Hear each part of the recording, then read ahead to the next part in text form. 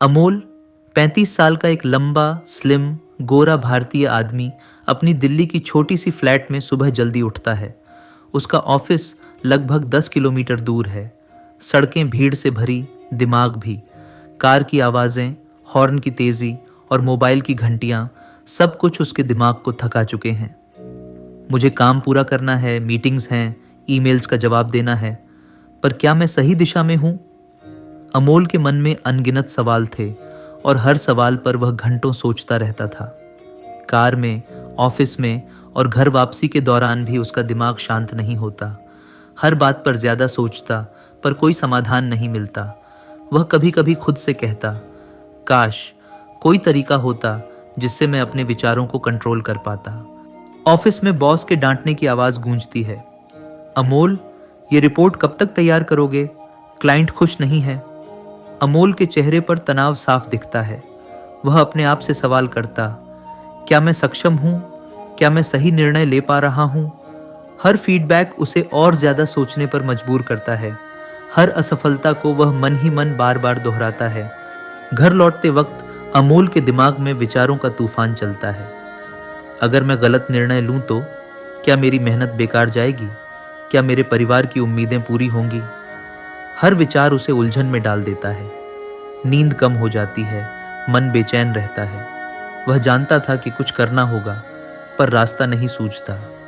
एक दिन अमोल की मुलाकात एक पुराने दोस्त से होती है। उस दोस्त ने हाल ही में बुद्ध विहार जाना शुरू किया था। अमोल, मुझे वहां जाकर बहुत शांति मिली है। वहां हम अपने मन को समझना सीखते हैं। अमोल की रुचि जागती है। क्या सच में वहां मन शांत हो सकता है? अगले दिन अमोल ने छुट्टी ली और बुद्ध विहार की यात्रा शुरू की। वह जंगलों से होकर गुजरा, जहां पक्षियों की चहचहाहट और ठंडी हवा ने उसके दिमाग को थोड़ा सुकून दिया। वह साधुओं के बीच पहुंचा, जो शांति से ध्यान कर रहे थे। कोई भागम भाग नहीं, कोई मोबाइल की आवाज नहीं। भोर की पहली रोशनी ने अमोल की आंखें खोली।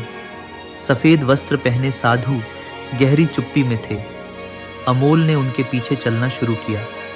धूप में उनका ध्यान, पत्तों पर चलता उनका मौन और मिट्टी के पात्र में उनका भोजन। अमोल के मन में एक सवाल था, इतनी चुप्पी में भी ये बेचैनी क्यों नहीं? अमोल का दिमाग दौड़ रहा था। क्या मैं सही कर रहा हूं? मुझे यहां आना चाहिए था। क्या ये समय बर्बाद करना नहीं? वह हर साधु के चेहरे में अर्थ ढूंढता, हर क्रिया में गहरा मतलब, पर शायद यही सोच ही उसे सबसे दूर कर रही थी। एक सुबह एक वृद्ध साधु अमोल के पास आए।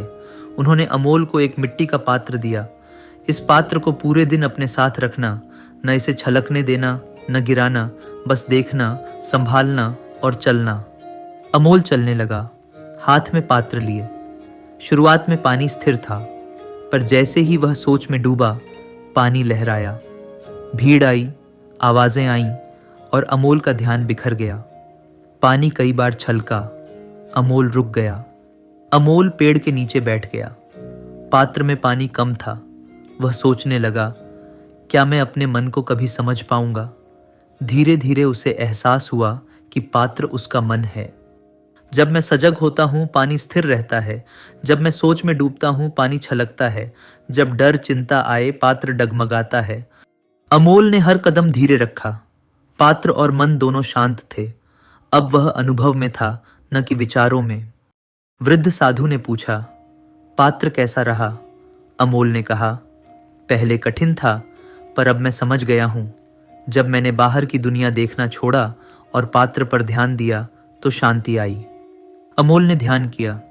कोई मंत्र नहीं, कोई तकनीक नहीं, बस सजगता, हर पल और हर विचार को देखना। मन धीरे धीरे शांत हुआ। अमोल ने जाना, सोचना तब तक ठीक है जब तक वह हमें न रोके।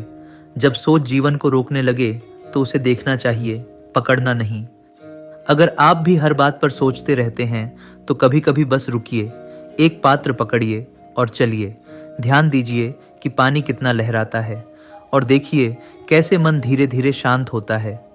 मन को पढ़ना सबसे बड़ा ज्ञान है और जो खुद को पढ़ ले, वह दुनिया को बदल सकता है।